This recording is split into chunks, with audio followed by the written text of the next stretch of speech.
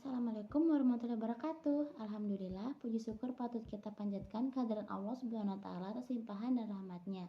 Kita masih dikaruniai nikmat iman dan kesehatan. Tak lupa sholawat serta salam kita aturkan kepada junjungan alam Nabi besar Muhammad sallallahu alaihi wasallam yang telah membawa umat manusia dari zaman kegelapan menuju zaman yang terang benderang, minaz zulumati ilan nur. Perkenalkan, saya Nadira Kania dari Prodi Biologi Murni Fakultas Matematika dan Pengetahuan Alam. Di sini saya akan membahas kultum tentang produktif di masa pandemi COVID-19.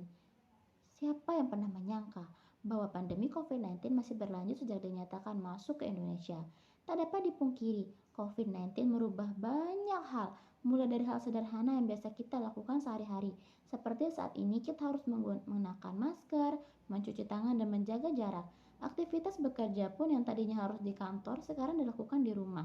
Begitupun dengan aktivitas lain yang sebelumnya mengharuskan untuk bertatap muka, misalnya saja tuh sekolah, sekarang dilaksanakan secara daring atau online.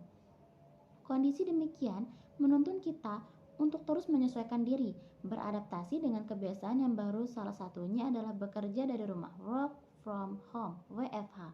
Walaupun harus bekerja dari rumah, kita harus tetap bekerja secara aktif, produktif, dan kreatif. Ada beberapa tips yang bisa dilakukan agar tetap produktif di masa pandemi. Yang pertama adalah membuat jadwal harian.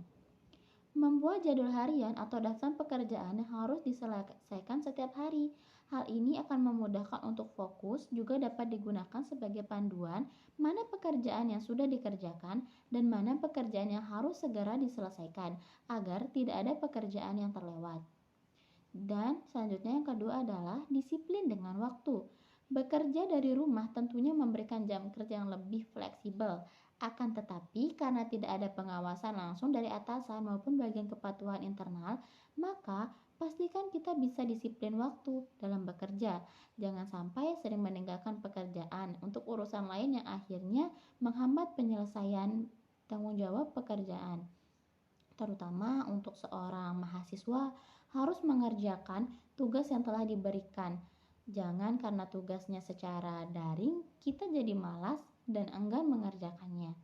Selanjutnya yang ketiga adalah beribadah. Tentu saja jika kita terus di rumah maka kita akan merasakan bosan. Handphone mungkin akan menjadi salah satu sumber godaan tersendiri saat melakukan pekerjaan di rumah.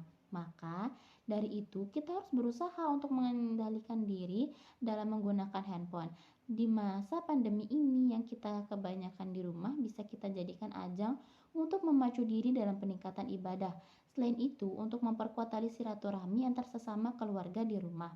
Karena cenderung awalnya yang sebelum pandemi pasti banyak disibukkan dengan pekerjaan maupun sekolah. Nah, sekarang itu bisa dijadikan sarana memperkuat tali silaturahmi, tidak hanya dengan keluarga kita sendiri, bahkan ini bisa dilakukan dengan tetangga yang tentunya rumahnya dekat dengan kita, dan jangan lupa kita harus mematuhi protokol kesehatan. Yang keempat adalah menjaga asupan makanan. Sekedar menghirup udara segar untuk pergi ke halaman depan atau belakang rumah dapat membantu menghilangkan kebosanan dengan suasana kerja yang mungkin sedikit monoton ataupun tugas yang begitu banyak. Menjaga asupan makanan juga sangat penting untuk menjaga kesehatan. Pastikan sarapan yang baik dan jadwalkan istirahat yang cukup guna menjaga kesehatan tubuh. Dan yang kelima adalah berolahraga. Walaupun saat ini sedang pandemi, jangan lupa untuk menyempatkan diri berolahraga. Olahraga sangat dibutuhkan untuk menjaga kesehatan dan meningkatkan imunitas tubuh.